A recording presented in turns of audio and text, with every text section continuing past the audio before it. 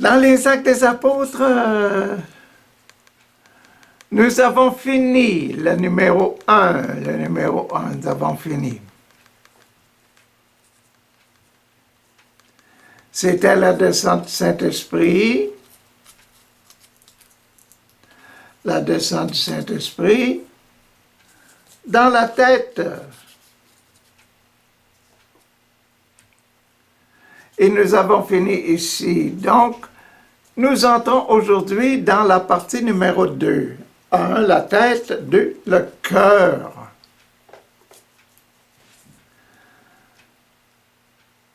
Le cœur de la première partie, 1, 2, 3, 4, 5, 6, 7,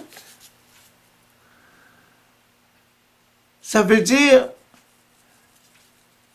que ton règne vienne. Mon fils, que ton règne vienne dans le cœur. Le cœur, celui que l'on aime, l'enfant que l'on aime. Et nous allons rentrer dans ce cœur, celui... Écoutez-le, c'est mon bien-aimé, c'est celui que j'aime. Écoutez-le.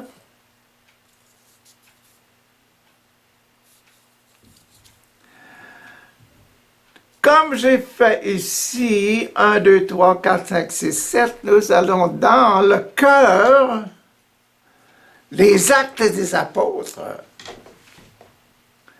Passez 1, 2, 3, 4, 5, 6, 7. Mais aujourd'hui, nous allons rester au numéro 6, au 5, à la fin du numéro 5. Après le numéro 5, va rentrer cette partie-là.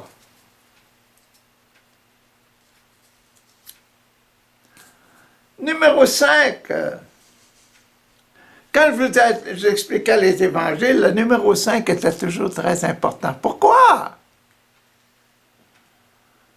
Parce que le numéro 5, c'est celui des génitales. L'endroit dans la personne humaine où on exprime nos désirs d'amour.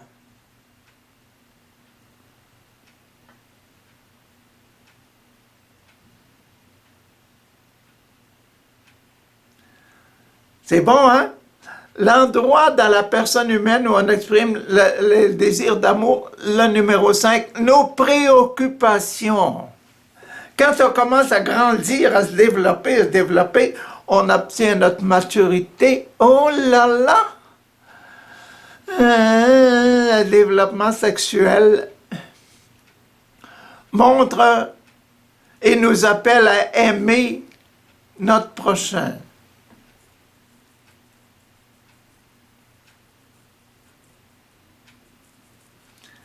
Et Jésus nous enseigne d'aimer notre prochain d'un amour parfait.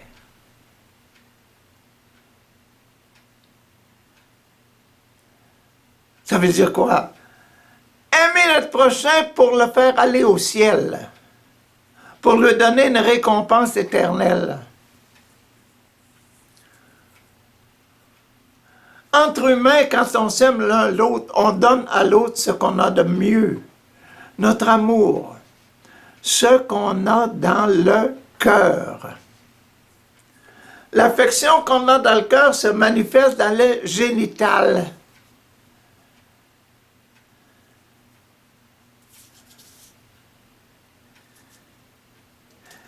Hier, quand je vous disais, là, on commence là, demain, on va avoir là, ce passage-là va passer dans le ventre. C'est pas exact. Ça se passe dans le génital.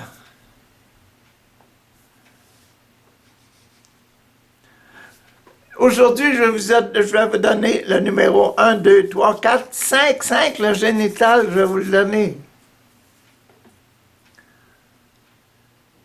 Parce que le génital, c'est la maladie d'amour. la maladie de nos préoccupations.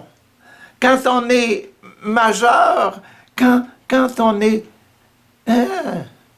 mature, on devient mature. Ah, le grain mature, il faut le cueillir.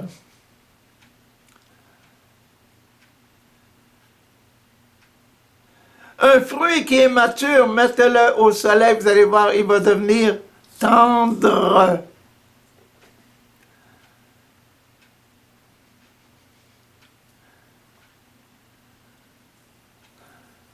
J'étais allé visiter ma sœur dans l'Ouest canadien et puis, oh là là, elle m'avait dit, je voudrais que tu apportes... Elle avait des belles grosses tomates dans sa serre. Elle dit, je vais t'en mettre quelques-unes dans ta valise, apporte-la, puis tu vas y lire quand tu vas être au Québec. Tu vas les manger quand tu vas être au Québec. Je les ai fait maturer, je les ai mis sur ma fenêtre, là. Quand j'étais au Québec, et puis je les ai mangés après. Oh, les bonnes tomates, ça goûte bon. La préoccupation, manger la tomate, là. Notre préoccupation spirituelle est aimer l'autre. L'aimer tellement qu'on voudrait le manger.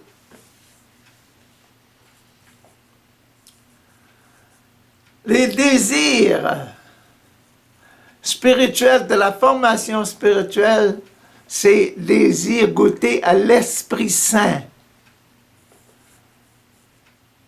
C'est bien ça. Goûter à l'Esprit Saint. Et c'est ça que Jésus est venu faire, est venu baptiser dans l'Esprit. Donc la réconciliation, le numéro 2, le cœur, là, le cœur. Aujourd'hui, on rentre dans le cœur.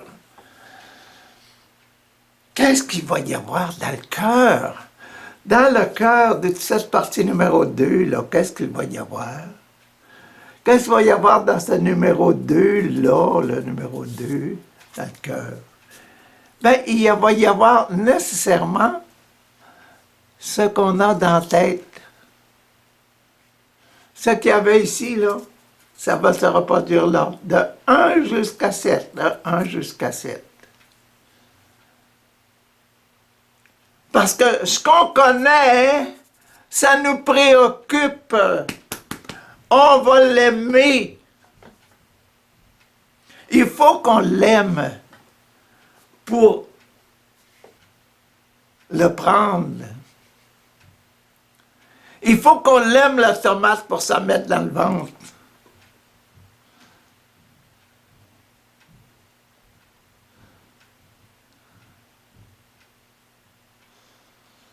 Il faut qu'on l'aime, la deuxième personne, pour se la mettre en soi, pour qu'elle devienne moi, pour que moi je devienne lui, ou bien elle.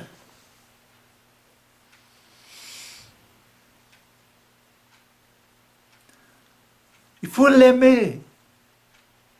Et le numéro 2, ce numéro 2-là, qu'on va étudier de 1 à 6 aujourd'hui, c'est pas une personne en particulier, c'est un groupe, c'est les actes des apôtres, c'est le groupe des apôtres. Qu'est-ce qu'il y a dans le numéro 2? Qu'est-ce qu'il y a dans l'amour?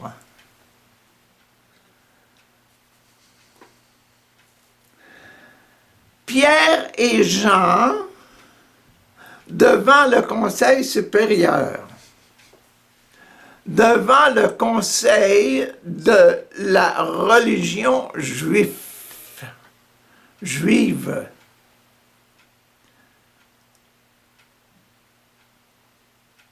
à Jérusalem, le conseil, le grand conseil du temple de Jérusalem, de l'église de Jérusalem, de l'église d'Israël, du peuple de Dieu. Pierre et Jean, je vous ai dit hier, les deux disciples qui sont allés très tôt le matin après la résurrection au tombeau parce que Marie-Madeleine leur avait dit « Le tombeau est vide! Pierre et Jean s'en vont courir au tombeau et s'aperçoivent que le tombeau est vide. Et tous les deux remplis de foi. Maintenant, ils commencent leur mission. C'est le cœur. Je l'aime, mon Jésus, je sais qu'il est ressuscité et je crois en lui. C'est ce qu'on voit aujourd'hui. Le cœur, l'amour. Pierre et Jean parlaient encore, ils avaient déjà commencé là. Hein? Ah. Il avait dit, Pierre et Jean, il avait dit aux apôtres, je sais que vous avez agi sans grande connaissance, mais nous, on sait qu'il est ressuscité maintenant. Il a passé 40 jours, 50 jours avec nous autres pour nous enseigner, pour se montrer, pour vous dire, voyez-moi, c'est moi qui ai ressuscité. Dieu m'a redonné la vie. Pierre et Jean parlaient encore au peuple quand arrivèrent les prêtres et les chefs, le chef des gardes du temple et les Sadducéens. Les prêtres, le chef des gardes et puis les Sadducéens. Sadducéens, c'est ceux qui ne croient pas à la résurrection. Vous voyez là que c'est pourquoi ils arrivent là.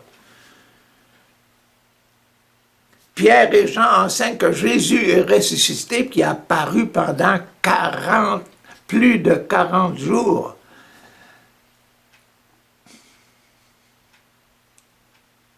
Les Sadducéens, il y avait de quoi se dire, hey, ça enseigne des choses que nous, on ne veut pas croire en la résurrection. Hein?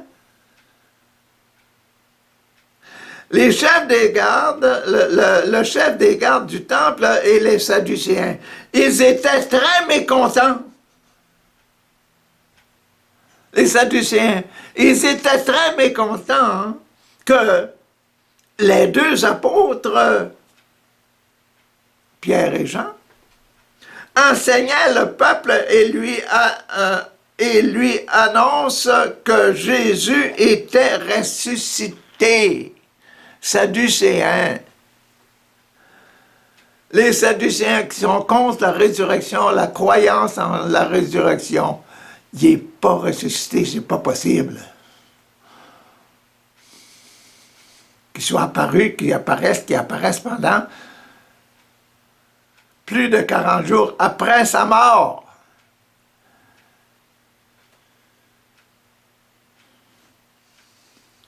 Ce qui signifie que les morts peuvent revenir à la vie.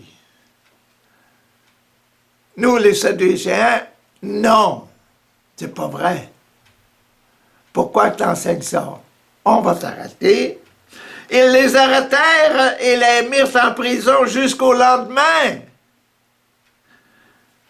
Car il était tard dans l'après-midi de cette fameuse célébration avec tous les gens, les 3000 qui avaient été baptisés ce jour-là, hein, lors de la descente du Saint-Esprit. Il était tard quand ils sont allés à 3 heures de l'après-midi. Cependant, beaucoup de ceux qui avaient entendu le message annoncé crurent. Et maintenant, le nombre de croyants s'éleva à 5000 hommes environ. Ils sont allés jusqu'à 5000. Un grand nombre. Des pécheurs, 5. Des pécheurs qui se convertissaient. Ils sont rendus à 5000 qui s'attachent à l'équipe, qui joignent l'équipe des nouveaux chrétiens. Chrétiens amis du Christ, amis de Jésus. Ils sont rendus maintenant 5000 dans le groupe. Ça en fait du monde.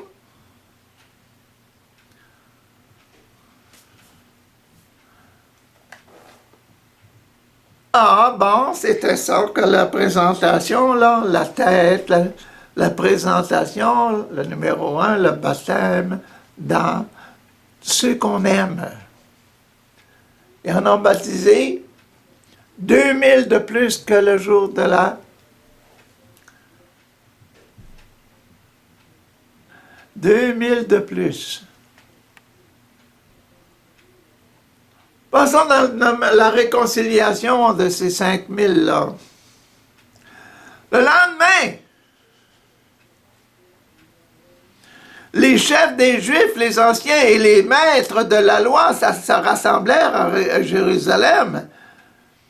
Il y avait en particulier Anne, le grand prêtre, Caïphe, Jean, Alexandre et tous les membres de la famille du grand prêtre.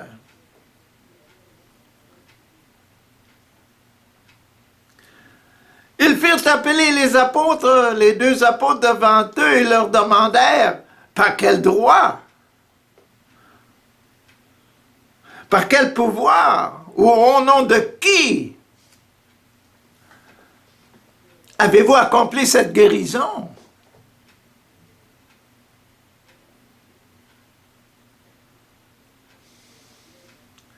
C'est la guérison qui les intéressait, là.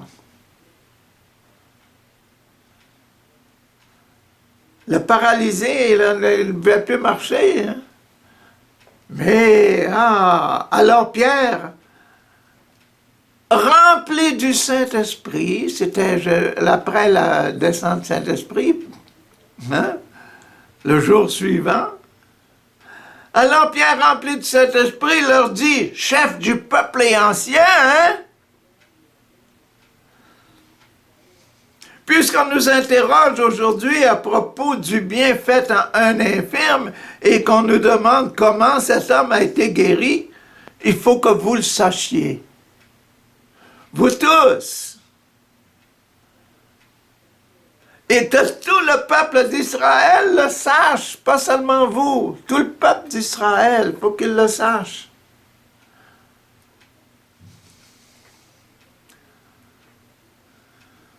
Cet homme du nom de Jésus-Christ de Nazareth, celui que vous avez cloué à la croix et que Dieu a ramené de la mort à la vie. Jésus est celui dont l'Écriture affirme « La pierre que vous, les bâtisseurs, avez rejetée est devenue la pierre principale. » Vous autres, vous l'avez rejeté, vous l'avez mis en croix. Vous l'avez tué.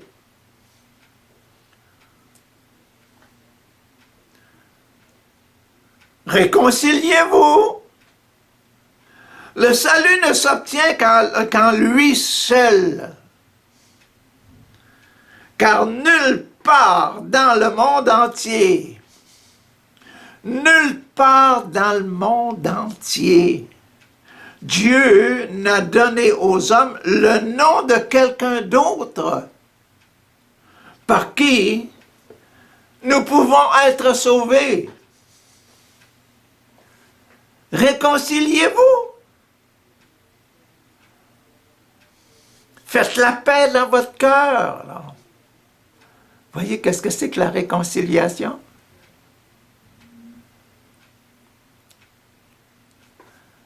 Admettre la réalité, la bonne réalité, et accepter la résurrection, accepter la descente du Saint-Esprit, accepter que c'est la force du Saint-Esprit qui était dans cet homme-là, qui a fait le miracle. Acceptez-la. C'est là la réconciliation. Il faut que vous le sachiez, les chefs, là. Il faut aussi que tout le monde le sachent, que c'est ce nom-là qui sauve.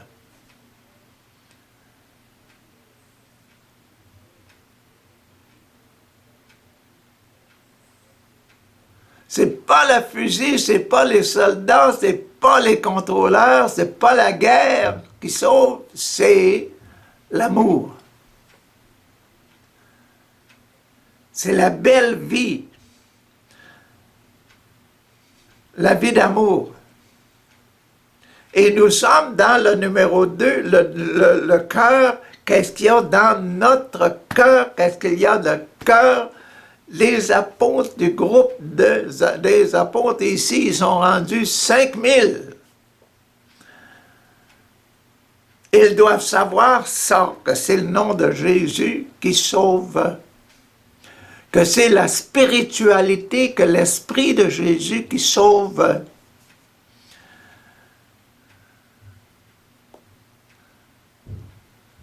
C'était vrai dans ce temps-là, c'est encore vrai aujourd'hui, c'est l'esprit de Jésus. Vivre comme Jésus.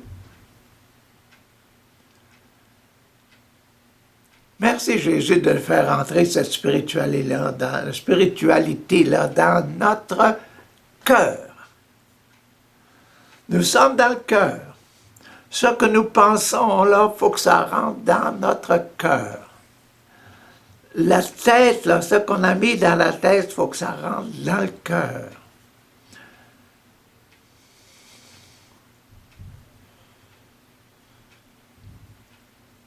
Ce que vous lisez dans les Écritures, il faut que ça rentre dans votre cœur.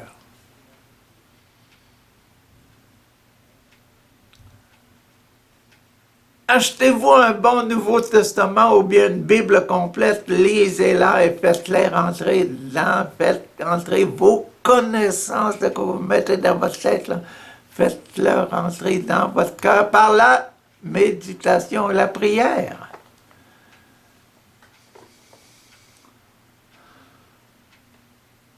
Frère, je ne peux pas prier, je ne sais pas prier. Ben, il faut l'apprendre, hein? Ça s'apprend le pratiquant.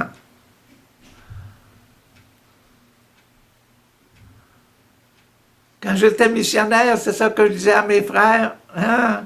Les enfants, ils ne savent pas travailler. Ben, fais-les travailler, tu vas voir qu'ils vont apprendre vite.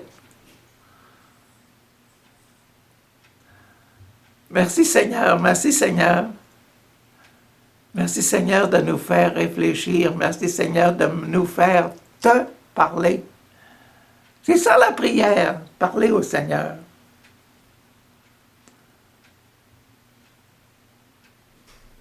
Merci au Seigneur de m'avoir fait travailler avec les jeunes, leur faire apprendre à faire des briques, à mettre les briques, faire des constructions, à faire toutes sortes de choses, de réparation.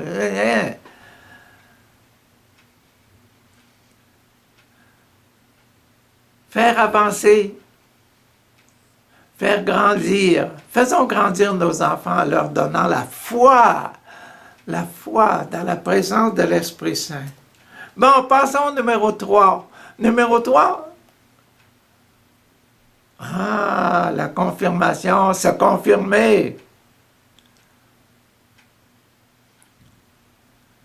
Un bon réparateur de bicycle, je vais lui passer mon bicycle puis il va le réparer. Il va le montrer, il va dire, hein, voici, je pratique, là, c'est moi ça. Hein, puis je suis capable de le réparer, ton bicycle. Un chrétien, un bon chrétien, c'est quelqu'un qui montre dans sa vie qu'il est capable de suivre Jésus-Christ.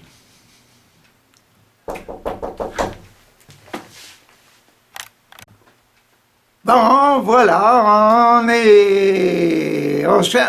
on essaie d'être des confirmés, des témoins, des prophètes pour notre temps. Qu'est-ce qu'on dit sur ce prophétisme-là, sur la confirmation? Les membres du conseil étaient très étonnés car ils voyaient l'assurance de Pierre et de Jean. Ils se rendaient compte en même temps que c'était des hommes simples, sans instruction. Ils avaient appris à travailler, puis ils avaient appris à aimer le monde et à aimer leur vocation de prêcheurs, etc., parce qu'ils étaient avec Jésus, en pratiquant. Ils reconnaissaient en eux d'anciens compagnons de Jésus. Ben oui.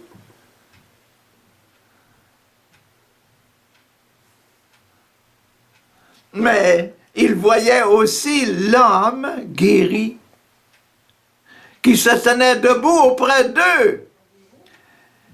Et ils ne pouvaient rien répondre.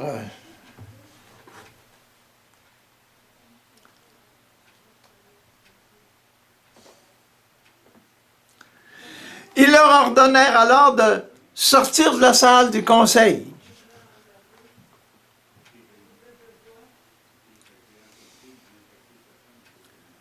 Et ils se mirent à discuter entre eux. Ils se disaient, que ferons-nous de ces hommes? Car tous les habitants de Jérusalem savent clairement que ce miracle remarquable a été accompli par eux autres. Et nous ne pouvons pas le nier. C'est visible. Un témoin, un prophète,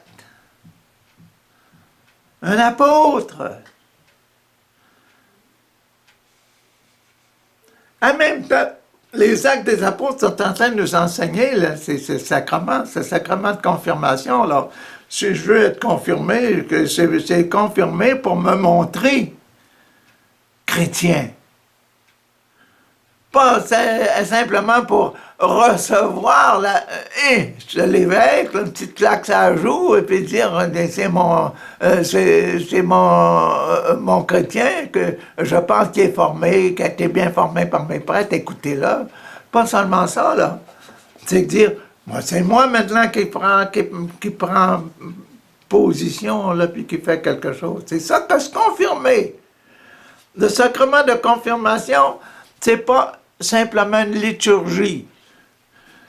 Un sacrement de confirmation, c'est tous les jours. Tous les jours, le matin, je me réveille, puis je fais ma prière du matin au pied de mon lit. J'offre ma journée au Seigneur. Avant mes repas, je dis au Seigneur, Seigneur, bénissez.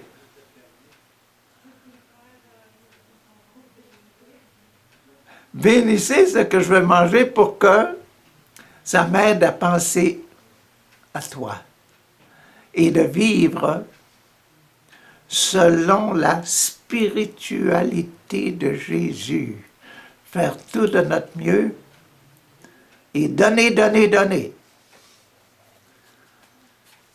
Donner témoignage.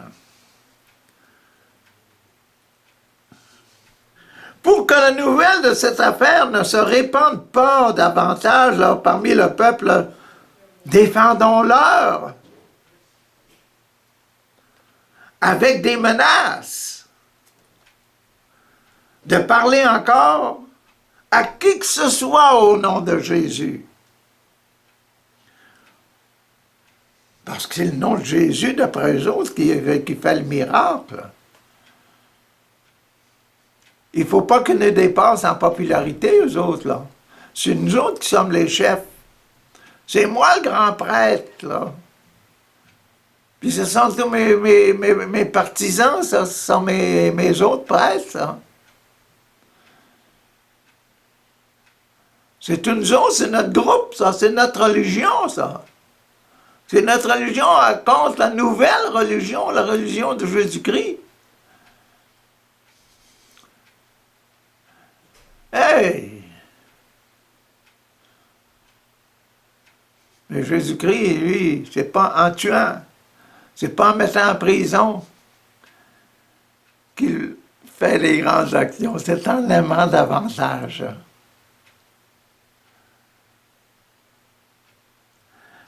Ah! Mais on va vous aimer, nous allons vous aimer tellement qu'un jour vous allez être obligés de vous convertir. Ah! Si je suis un vrai témoin, là, vrai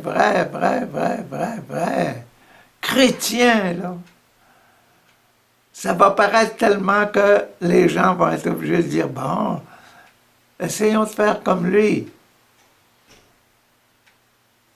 Ah, ça. Hein? Ah, mais Pierre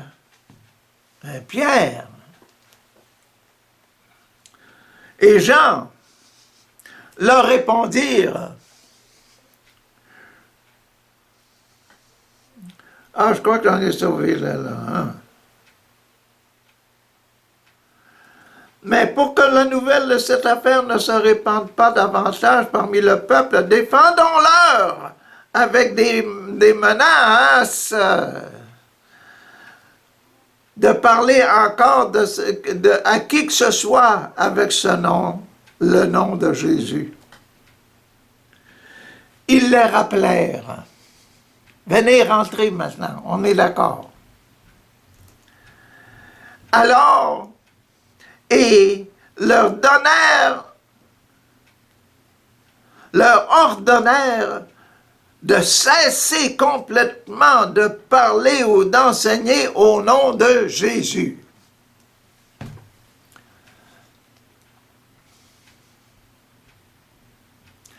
Arrêtez-nous ça. Enseignez plus au nom avec ce nom-là. Ça nous fait peur. Ça dérange notre Église.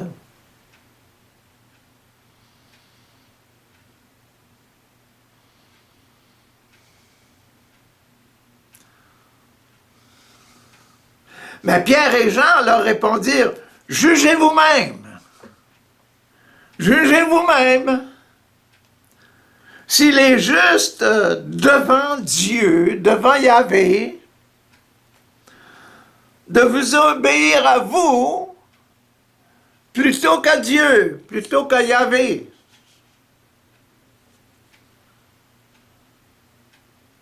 Jugez vous-même. »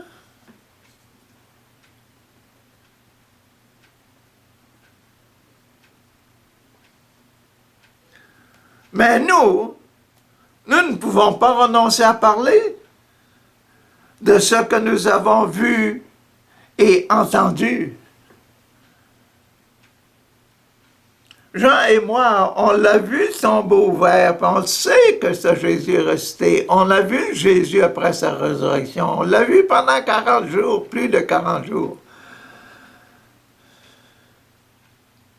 Tous les jours, il venait nous voir et nous parler, puis manger avec nous autres. Il est ressuscité. Vous autres qui êtes contre la résurrection, là, mettez-vous à la réalité.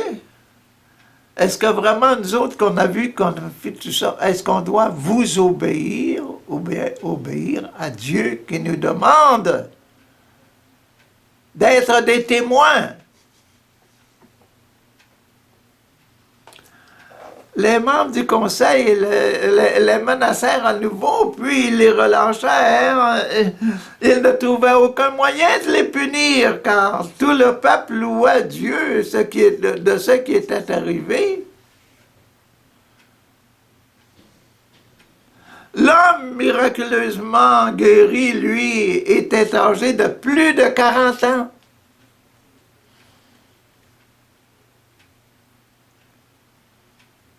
Il était âgé de plus de 40 ans.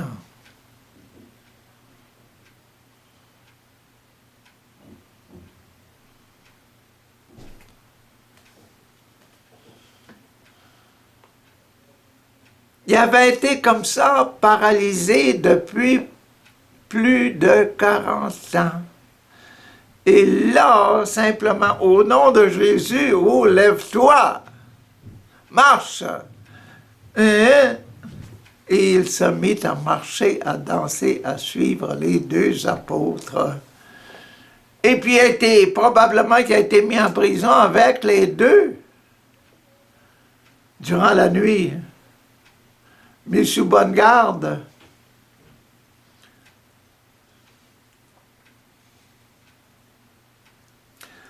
Bon, c'était le numéro 3, le numéro du témoignage, être fort, avoir assez de courage dans l'âme pour témoigner. Jésus, c'est lui qui est le ressuscité. C'est bon, c'est vraiment bon.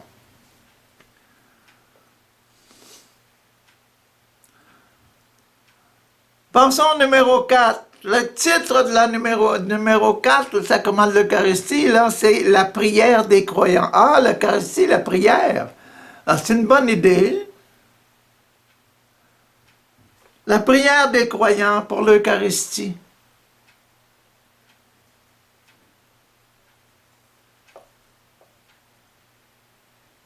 Jésus au milieu des croyants. Le nom de Jésus dans le cœur des croyants, qu'est-ce que ça fait? Voyons qu'est-ce que ça fait. Dès qu'ils furent relâchés, Pierre et Jean se rendirent auprès du groupe de leurs amis et leur racontèrent tout ce que les chefs des prêtres et les anciens leur avaient dit. Ils sont allés encore dans cette maison haute, là où se rassemblaient les gens tous les jours. Les chrétiens tous les jours. La maison devait être pas mal pleine, hein?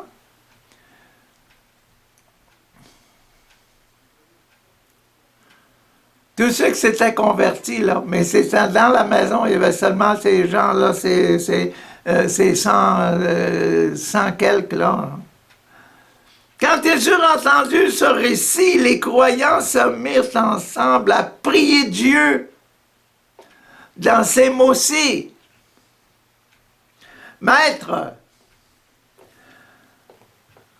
frère, je ne sais pas prier. Non, non. Quelque chose arrive. Maître, papa, Dieu mon Père. Maître, c'est toi qui as créé le ciel et la terre et la mer et tout ce qui s'y trouve, papa. C'est toi qui, au moyen du Saint-Esprit, as dit par la bouche de David, notre ancêtre et son serviteur. Tu as dit quoi? Pourquoi ces nations se sont-elles agitées avec orgueil?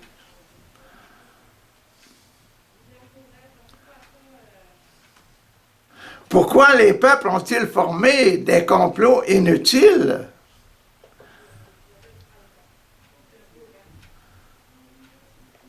Les rois de la terre se sont mis en position de combat et les chefs se sont unis contre le Seigneur et contre son Messie.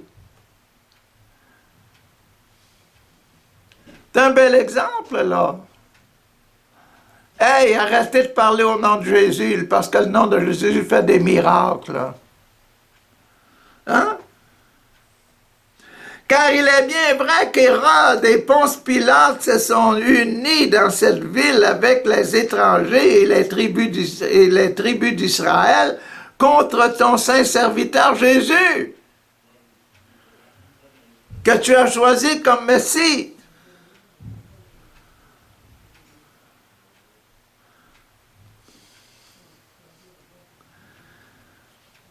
Ils ont ainsi accompli tout ce que dans la puissance, dans sa puissance et ta volonté, tu avais décidé d'avance. Et maintenant, Seigneur, Papa,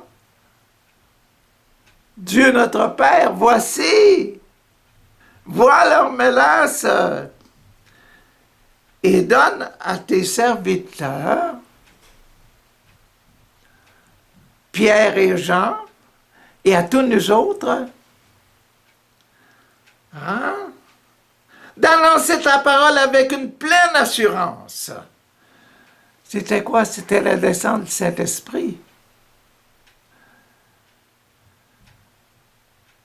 qui donne la force d'annoncer avec une pleine assurance, d'être des témoins. D'être des témoins.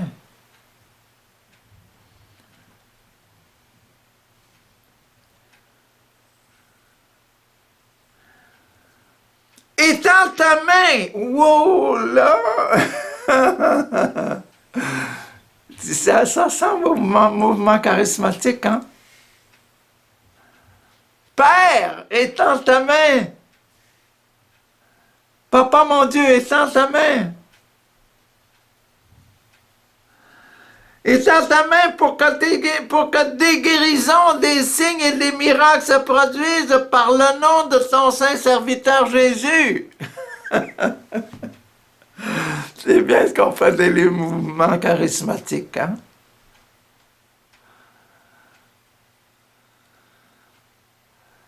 C'est bien ce qu'on fait.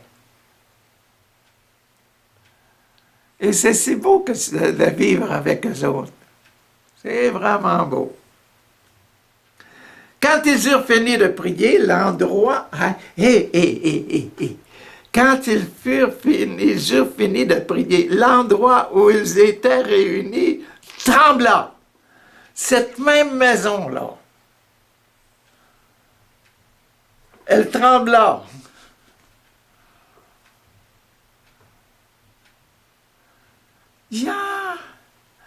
La maison où les langues de feu étaient apparues, où on avait chanté, on avait dansé, on avait reçu, on avait parlé toutes sortes de langues. L'endroit où le Seigneur aime. Aujourd'hui, nos églises, pourquoi on les laisse vides? Parce qu'on n'a pas découvert l'Esprit de Jésus. L'Esprit de Jésus ne se montre pas assez.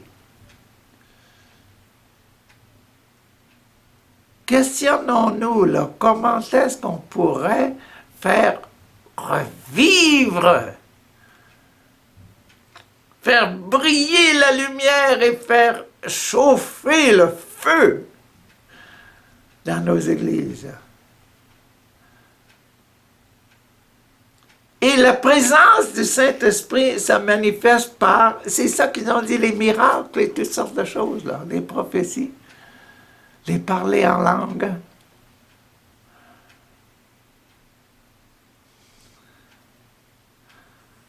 Il faut réchauffer ça.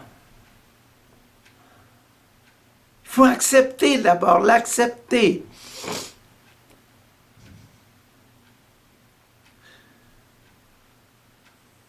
Si on veut vivre en bonne santé, il faut manger. Si on veut vivre en santé spirituelle, il faut manger du spirituel, manger de l'Esprit de Jésus. Et on le mange dans le lieu où ça se passe. Nos églises devraient devenir des centres charismatiques.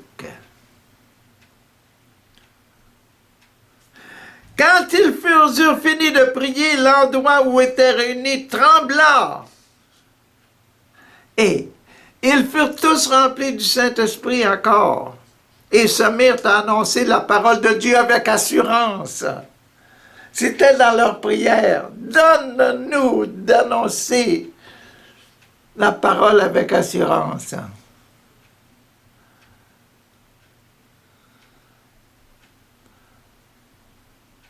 Seigneur, remplis-nous de l'Esprit Saint.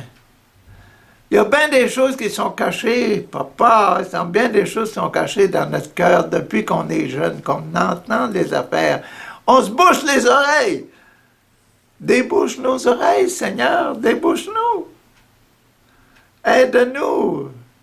Ouvre nos yeux. Donne-nous le courage de joindre l'Église et de faire des actions ecclésiales, des actions communautaires.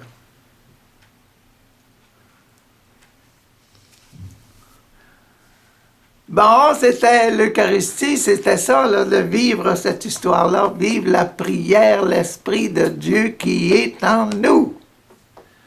Et vous voyez que c'est vrai, la maison a tremblé, ils se mirent à prêcher, à dire des paroles d'écriture et des choses sacrées, des choses saintes, avec assurance, avec courage. Bon, rentrons dans le numéro 5. Là, on va rentrer dans le numéro 5. Numéro 5, c'est quoi? Extrême onction, extrême action. Qu'est-ce qu'on doit faire? Quelle est l'action que l'on doit faire pour prouver qu'on est rempli de ça? Voilà. Le groupe des croyants, hein, il était rendu 5000, là.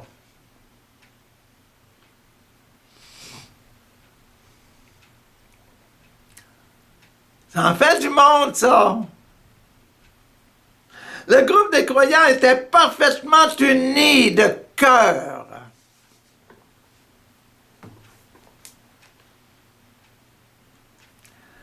Que fait l'Esprit Saint?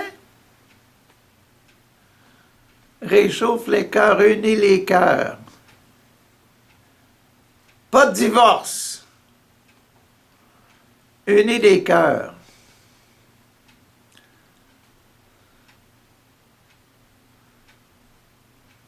Pas de divorce dans ma communauté. Je ne quitte pas ma communauté. Je m'unis à la communauté pour faire quelque chose de grand, pour donner, donner, donner, donner. Donner moi-même, et après, l'esprit va rentrer, on va être tellement unis, on va tellement s'aimer les uns les autres qu'on va s'en trouver des jobs, et puis qu'on va s'en trouver de l'argent, et puis on va grandir.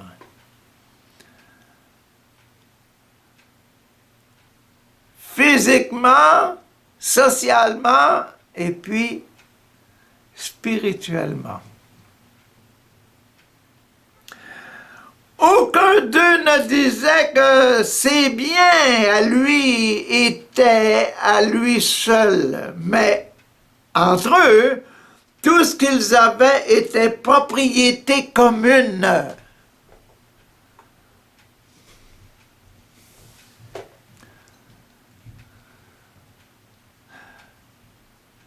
Jeunes gens, jeunes filles, là, rentrer dans une communauté religieuse, c'est ça.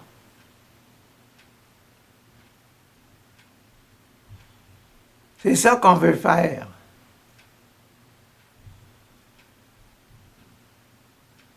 Mais bien, mon argent, mon auto, tout ce que vous voulez, mais aussi mes lunettes, mais aussi ce qu'il y a derrière les lunettes. Moi-même. Avec toutes mes belles qualités de chanteur, d'orateur, de sculpteur, de peintre, d'habileté en technologie et toutes ces choses-là, de service humain, de médecine, etc. Toutes mes qualités que j'ai réussi à développer, là, les faire servir à la communauté chrétienne.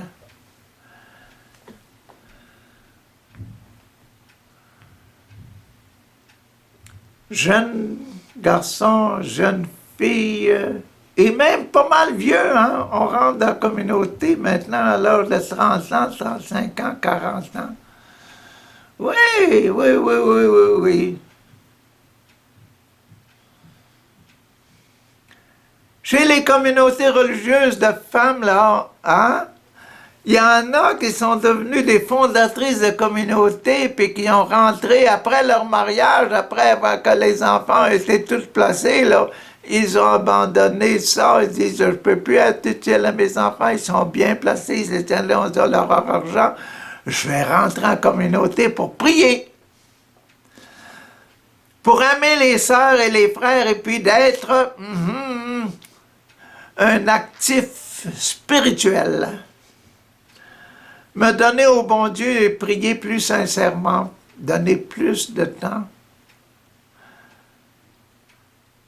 à mon cœur, à mon âme, à mes désirs de Dieu, à mes désirs de Dieu, à mes désirs de l'Esprit Saint. C'est ça que rentrer en communauté.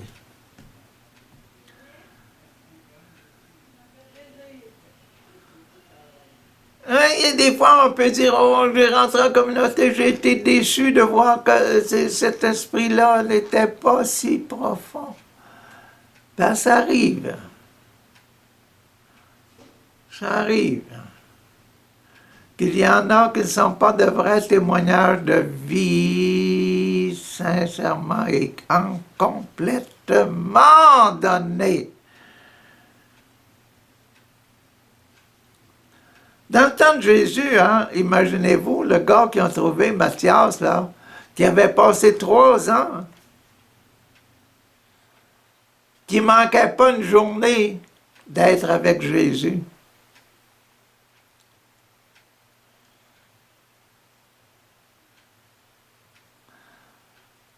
Depuis le baptême de Jésus par Jean-Baptiste, il n'avait pas lâché d'un pouce. Matthias. Puis l'autre aussi, comment, là, bon, le juste, là, avec un grand nom. Bon. Il avait passé aussi ces 3 ans à suivre Jésus sans le quitter.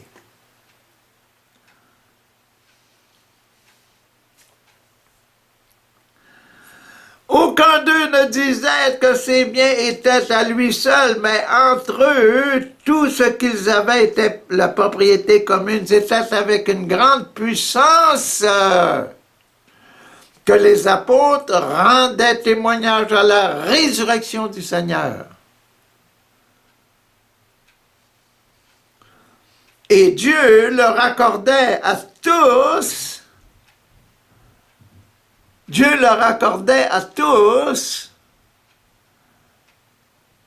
d'abondantes bénédictions.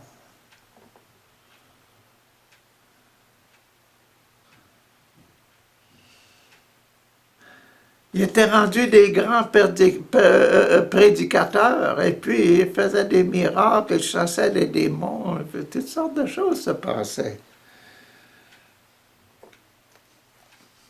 Personne parmi eux, parmi le grand peuple, là, parmi les 5000, là, personne parmi eux ne manquait du nécessaire. En effet, tous ceux qui possédaient des champs et même des maisons les vendaient, apportaient la somme produite par ces ventes, la remettaient aux apôtres. On distribuait ensuite l'argent à chacun selon ses besoins. Par exemple, Joseph, un lévite, lui, un lévite, un prêtre de la communauté juive, hein? Né à Chypre, que les apôtres nommaient Barnabas, ce qui signifie l'homme qui encourage, vendit un champ qu'il possédait, apporta l'argent et le remit aux apôtres.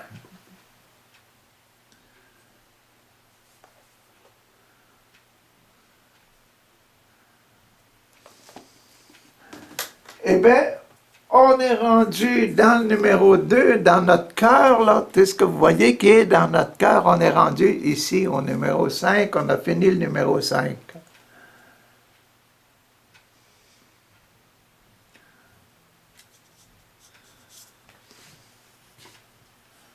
Ce qui est.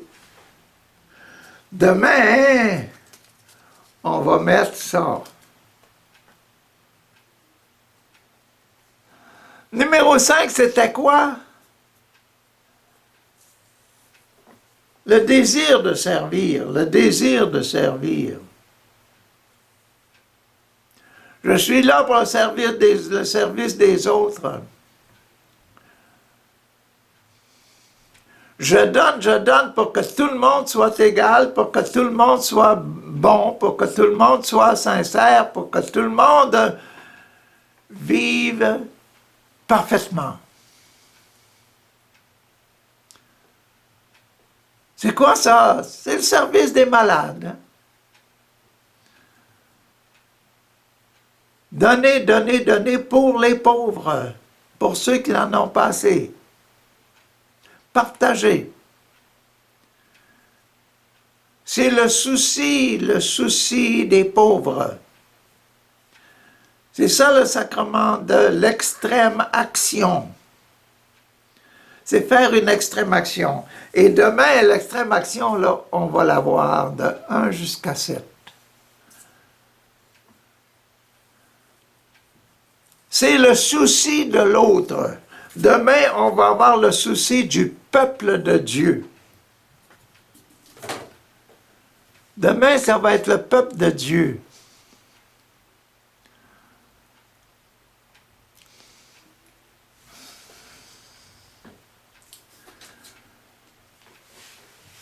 Dans notre vie à nous autres, là, quand on vieillit, on regarde en arrière de soi, on regarde nos enfants. Regardez vos enfants, là, puis êtes-vous content de tout le monde? De tous vos enfants? Il y en a qui ont des difficultés, il y en a qui vivent comme ça, il y en a qui vivent comme si ils n'étaient pas chrétiens. Ça nous fait mal. Aimez-vous? Les aimez-vous, ceux-là? Ben oui, on les aime. On voudrait bien qu'ils soient bons, qu'ils soient parfaits, qu'ils soient selon la vie de Jésus-Christ, qu'ils vivent leur vie comme Jésus-Christ. On voudrait bien qu'ils soient des vrais fils de Dieu. Ah, c'est ça qui est votre préoccupation? Ben c'est ça maintenant qui est la préoccupation. Voyez-vous, votre préoccupation, ce qui est dans votre cœur, là. On est dans le cœur du peuple de Dieu. Et c'est ça les actes des apôtres, c'est ça vos désirs apostoliques, là. Que vos enfants, tous vos enfants, ils aillent au ciel. Qu'ils soient heureux pour l'éternité. Pas seulement qu'ils aient votre belle voiture, votre belle maison et vos beaux bijoux, etc. Non, non, c'est pas ça.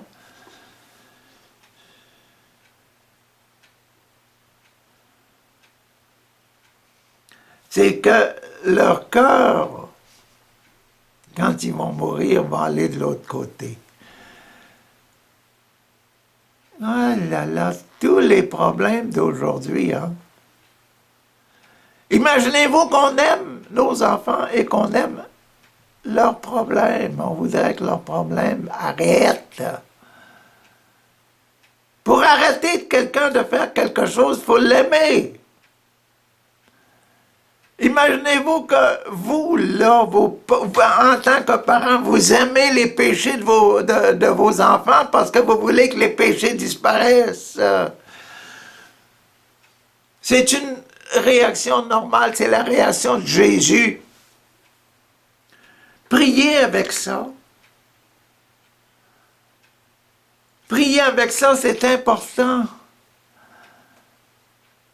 En priant avec ça, vous vous montrez comme étant le cœur du peuple de Dieu qui est manifesté dans les actes des apôtres. Vous êtes partis de ce cœur, vous êtes partis des 5000 là, qui avaient reconnu, qui reconnaissaient en vous que vous avez des désirs, que tout le monde aille au ciel.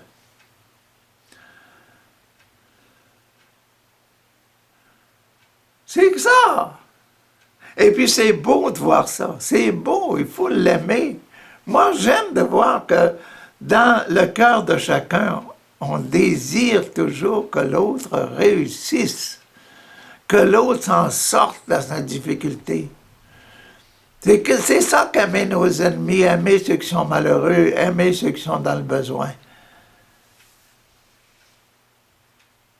Et en aimant comme ça, on aime à la façon de Jésus, et c'est ça qui est l'Esprit Saint.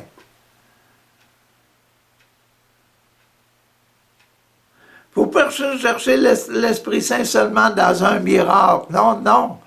Il faut chercher l'Esprit Saint qui nous habite, parce que quand on reçut le baptême, au nom du Père, du Fils et du Saint-Esprit, les trois sont là, la Trinité est là, l'amour de Dieu est là, dans notre cœur. C'est pour ça que le ciel est partout et qu'on veut mettre le ciel partout, vous et moi. Bon, demain, on va voir le peuple de Dieu, là. C'est ceux qu'on doit aimer. Mais c'est là qui est placé au numéro 5 du cœur, de l'amour que nous avons, des enfants de Dieu. Nous sommes les enfants de Dieu et nous avons au cœur, au numéro 5, nos préoccupations amoureuses. Nos préoccupations amoureuses, notre génital. Nos préoccupations quand nous tombons en amour. Nous tombons en amour de tout le monde, de nos enfants et des autres là qui nous entourent, pour les faire aller au ciel. Et c'est ça qui est le grand mystère et la grande réussite de nos vies. À demain.